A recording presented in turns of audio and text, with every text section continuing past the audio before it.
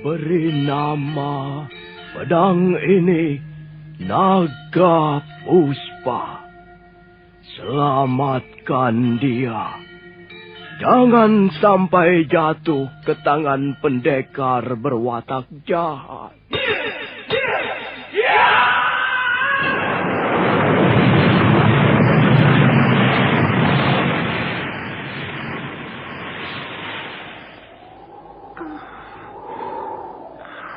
Kakang Kamandanu, kau masih juga tidak percaya bahwa aku mencintaimu. Mesin, maafkan aku, Mesin. Mesin. Mesin!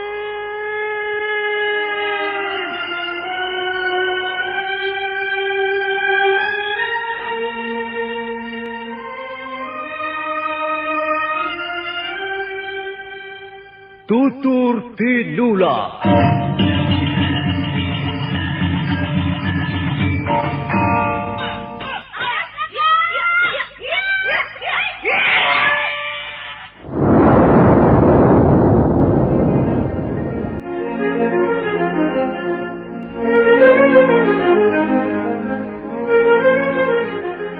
Cerita ini ditulis dan disusun oleh S. Tijab. Teknik dan montase dikerjakan oleh M. Pranoto dan Edwin Sutandi.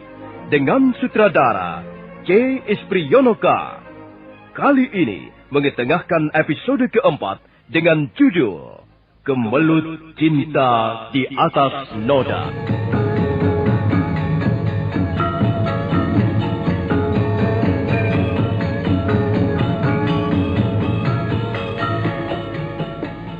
Dalam seri ke-100 ini, didukung oleh para pemain, Ferry Fadli sebagai Arya Kamandanu, Ivonero sebagai Sakawuni, dan Asdi Suhastra pembawa cerita. Selamat menikmati.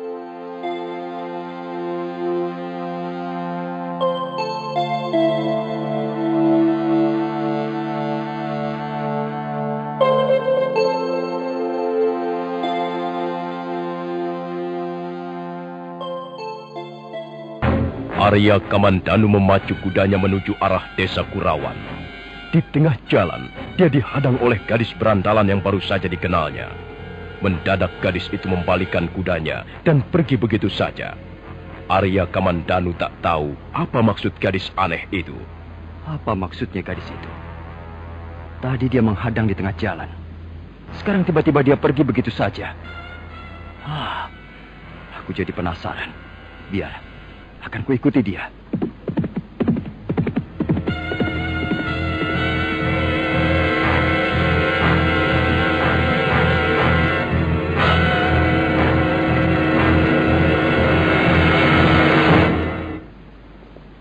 Sebentar kemudian, Arya Kamandanu telah dapat menyusul gadis yang dikejarnya. Jarak mereka tinggal beberapa puluh langkah lagi.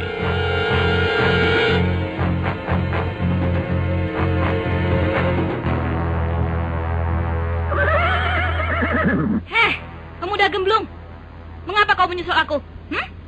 Apa kau tidak punya pekerjaan yang lebih pantas selain mengubur-ngubur seorang gadis? Tunggu dulu. Akulah yang seharusnya bertanya padamu. Mengapa kau tadi menghadangku di jalan? Apakah ada sesuatu yang ingin kau lakukan terhadapku? Sudahlah. Aku sudah melupakannya. Pergilah. Dan jangan lagi mengikuti aku. Kau ini aneh sekali. Caramu berpakaian juga sangat aneh.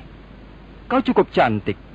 Tapi tingkah lakumu yang liar dan berandalan itu membuat separuh dari kecantikanmu lenyap. Aku tidak ingin kau nilai dengan caramu yang kampungan itu. Pergilah. Aku akan pergi setelah aku tahu apa maksudmu menghadang jalanku tadi. Lupakan itu. Awas! Jangan mengikuti aku lagi. Hiyalah! Hiya! Hei, tunggu! Tunggu dulu! Kemanapun kau pergi, aku akan mengikuti. Bukan salahku. Kaulah yang membuat aku penasaran.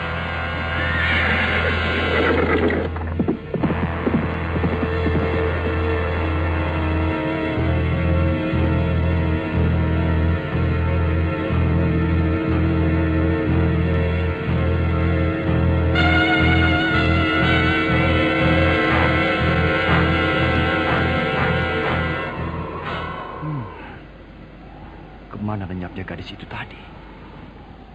Tiba-tiba saja dia hilang di sekitar tempat ini. Oh, aku tahu. Pasti ada sebuah jalan tembus di depan itu. Baik, akan kulacak jejaknya. Aku yakin bisa menemukan tempat persembunyiannya. Arya Kamandanu segera turun dari kudanya. Setelah menampatkan kuda itu di sebuah pohon besar, dia pun segera melangkah ke arah bukit-bukit batu di depannya.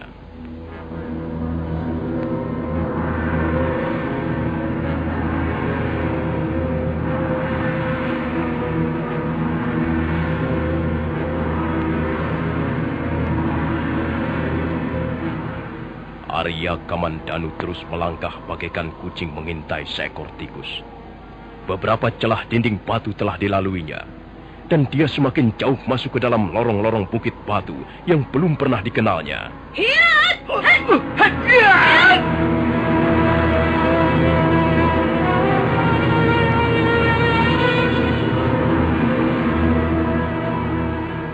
Oh, kau bersembunyi di tempat ini rupanya. Mengapa kau tiba-tiba menyerangku? Mengapa kau masih juga mengikuti aku? Kau ternyata seorang pemuda yang bandel. Kau keras kepala. Dan karena itu, kau akan memungut upahnya. Tunggu, tunggu.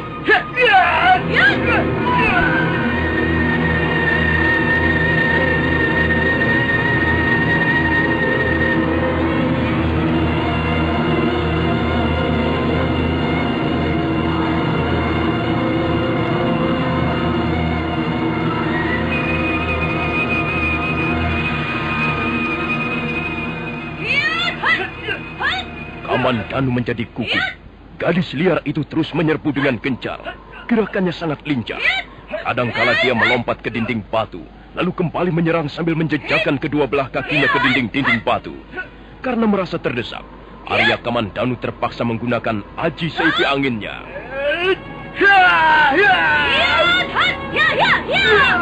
Sekarang pertarungan berlangsung lebih sengit. Gadis itu tak henti-hentinya menyerbu. Jurus-jurusnya memang luar biasa. Kedua belah tangannya mengembang atau mengayun silih berganti. Karena cepatnya, hingga nampak tangan gadis liar itu seperti banyak sekali jumlahnya dan bukan hanya sepasang. Kalau saja Arya Kamandanu tidak menggunakan aji seipi anginnya, tentulah dengan mudah gadis itu dapat membuatnya roboh dan terkapar.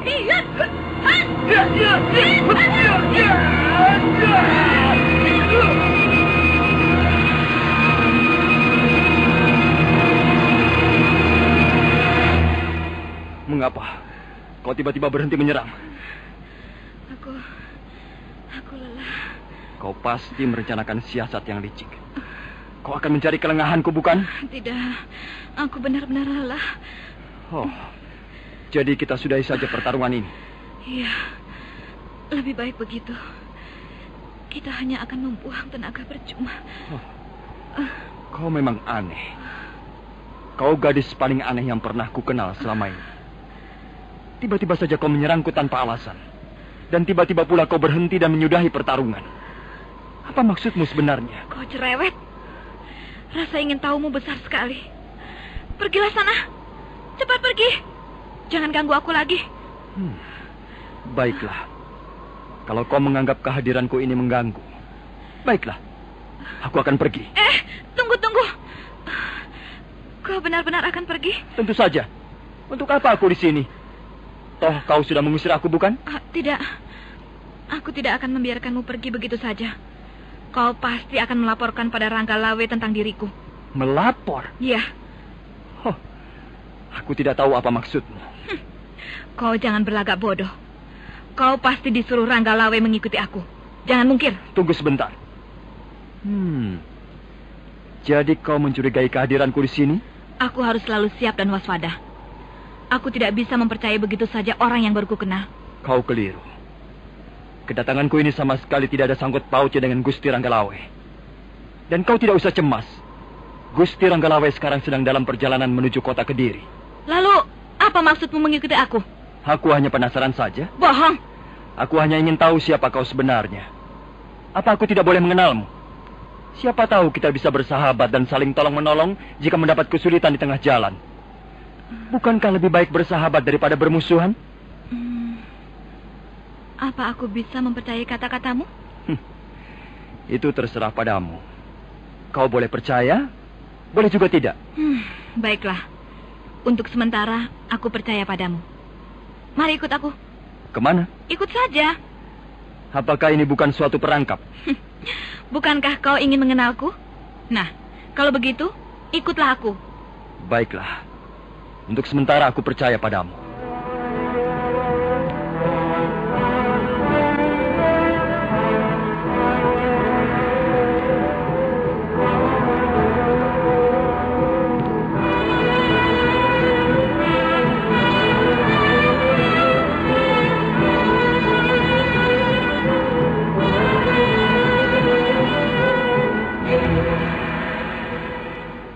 Arya Kamandanu berjalan mengiringi gadis liar yang melangkah menyusuri sela-sela dinding batu padas. Tak lama kemudian, gadis itu berhenti di sebuah gubuk kayu yang beratap daun ilalang. Masuklah. Kita bisa menyelesaikan masalah kita di dalam. Ayo, masuklah. Kau takut aku akan memperkosamu? Kau tahu, bagiku, kau ini seorang laki-laki yang memuakan. Bahkan menjijikan, tahu? Lebih menyenangkan kuda yang kau tunggangi daripada kau sendiri. Sudahlah. Aku memang pemuda yang tidak menarik. Aku sendiri tidak pernah tertarik pada diriku sendiri. Apalagi orang lain. Apalagi gadis berandal dan liar seperti kau. Ayo, kita bicara di dalam.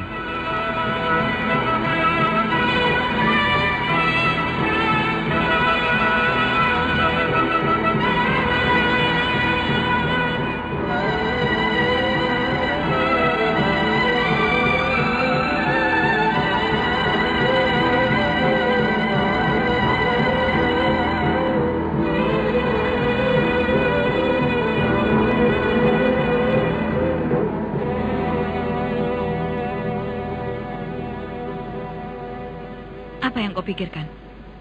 Kau sudah lama tinggal di dalam gubuk ini? Ya, gubuk ini adalah istanaku. Aku banyak mempunyai istana seperti ini. Aku adalah seorang ratu yang mendirikan istananya sendiri. Akulah ratu, sekaligus prajurit dan rakyat. Di manakah batas wilayah kerajaanmu? Oh, kerajaanku luas sekali. Saking luasnya, sampai tak ada batasnya. Ya, siapa yang bisa mengukur luas kerajaan seorang pengembara? Tentu saja tak ada yang bisa. Aku pun pernah menjadi seorang pengembara. Kau? Iya. Mengapa kau mengerutkan alismu? Kau tidak pantas menjadi seorang pengembara. Kau tidak mempunyai ciri-ciri seorang pengembara. Biasanya jiwa seorang pengembara sangat luas, bagaikan samudra tak bertepi. Tapi kau kelihatan lesu, murung. Kukira kau pemuda yang kurang sehat. Iya, dia benar. Aku pemuda yang kurang sehat. Aku sakit. Aku lemah. Dan aku tidak berdaya. Kau melamun lagi? Iya. Aku sedang berpikir tentang dirimu. Pertama kali aku melihatmu di rumah minum. Kau kelihatan sangat aneh dengan dandanan seperti itu. Pakaian serba hitam dan selendang berwarna kuning. Tapi kau nampak jauh lebih aneh setelah kutemui di sini. Di istanamu yang juga tidak kurang anehnya ini. Ya, mungkin di matamu atau di mata orang-orang aku tampak aneh. Tapi aku sendiri biasa-biasa saja. Kau mempunyai orang tua? Sekalipun aneh, aku bukanlah seorang manusia yang lahir dari sebongkah batu. Tentu saja aku mempunyai orang tua. Siapa namamu? Kau punya nama bukan? Namaku jelek. Sakawuni. Sakawuni? Iya. Nama itu tidak jelek. Cukup bagus. Di mana rumahmu sebenarnya? Aku dilahirkan dan dibesarkan di desa Tanibala, di lereng Gunung Bromo. Cukup jauh dari sini. Lalu mengapa kau sampai pergi meninggalkan rumah orang tuamu dan mengembara tidak tentu tujuan yang pasti? Siapa yang berkata bahwa aku tak mempunyai tujuan yang pasti? Oh, jadi kau mempunyai tujuan, mempunyai alasan maka sampai menjadi seorang ratu pengembara? Marilah aku jelaskan sambil makan. Aku lapar. Aku masih menyimpan beberapa potong daging burung. Kita bisa membakarnya dan menyikatnya bersama-sama. Kau nyalakan apinya.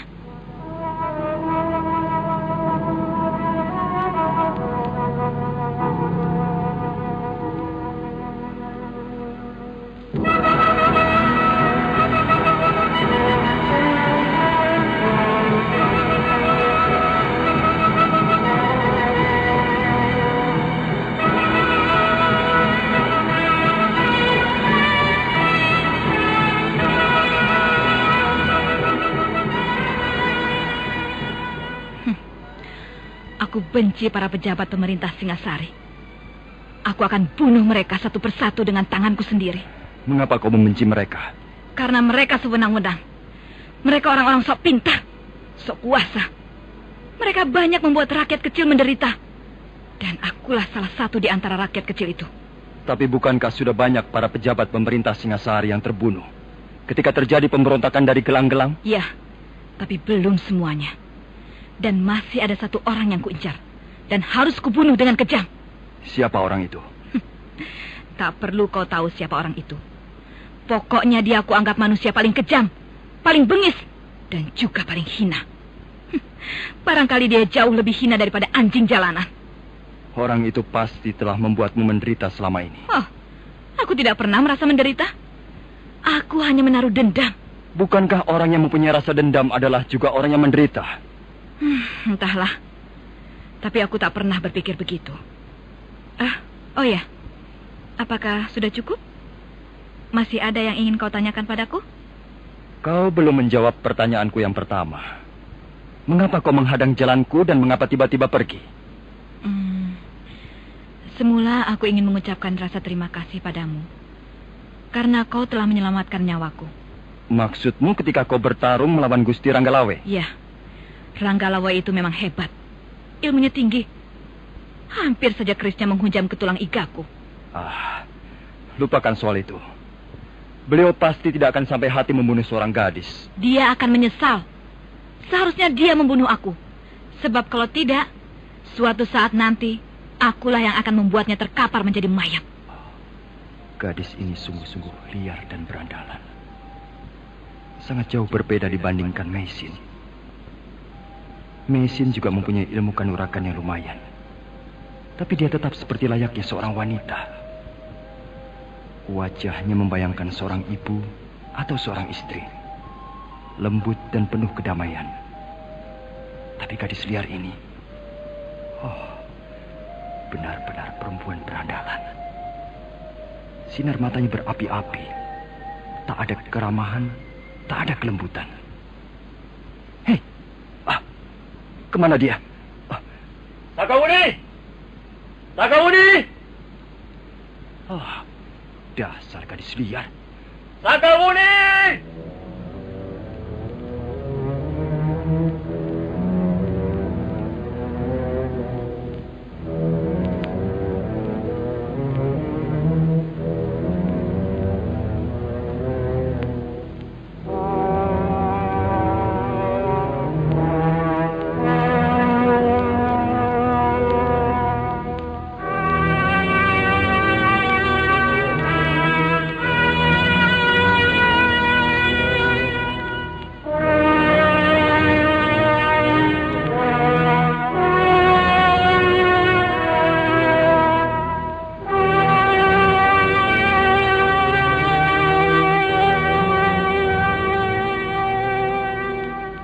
Arya Kamandanu bangkit dan melangkah ke arah sela-sela batu padas.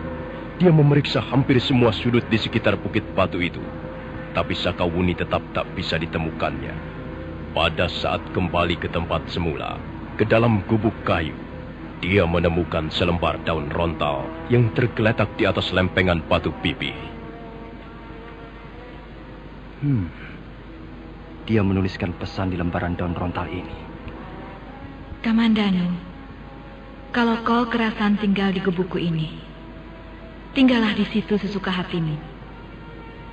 Aku ada urusan yang jauh lebih penting daripada duduk-duduk bersama seorang pemurung seperti kau. Sekali lagi, aku ucapkan terima kasih atas pertolonganmu. Suatu ketika, kalau ada kesempatan, aku pasti akan membalas budi baikmu. Benar-benar gadis liar dan aneh. Sakawuni, Sakawuni. Kau liar, kau berandalan. Tapi sekilas aku dapat melihat ada semacam penderitaan yang sangat dalam terbias di balik sinar matamu yang buas seperti burung elang. Arya Kamandanu lalu berjalan pelan-pelan meninggalkan gubuk. Dia mendapatkan kudanya masih di tempat semula. Dunia ini memang aneh. Banyak berisi hal-hal yang aneh. Orang-orang yang aneh. Biarlah. Biar saja dunia yang aneh ini berjalan seperti adanya. Aku tidak mau ikut campur. Tapi, bukankah aku ini kalau dipikir juga aneh? Bagaimana aku bisa sampai di tempat ini? Daripada keluyuran tak tentu arah begini, lebih baik aku kembali ke Kurawan.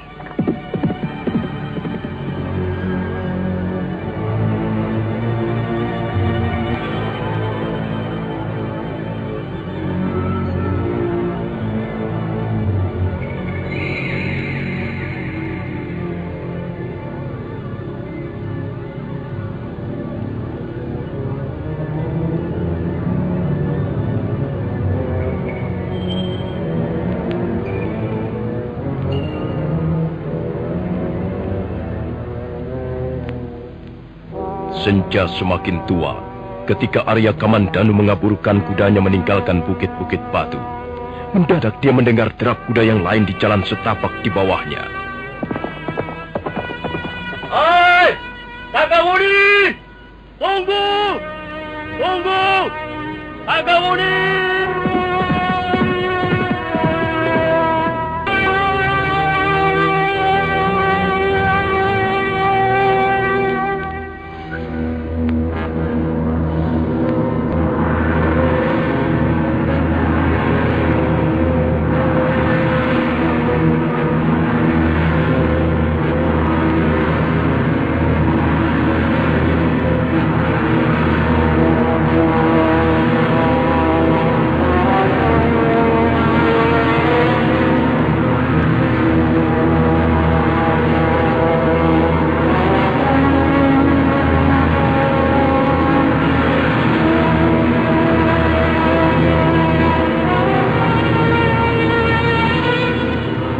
Arya Kamandanu mempercepat lari kudanya. Binatang itu melompat-lompat bagaikan dikejar hantu menyusuri jalan setapak. Tapi akhirnya, Arya Kamandanu hanya bisa menemukan kegelapan. Karena derap kuda itu sudah tak terdengar lagi. Sudah lenyap di dalam gelapnya malam yang mengalir turun. Nah, saudara pendengar, bagaimanakah kisah selanjutnya? Silahkan menunggu seri berikutnya. Sampai jumpa.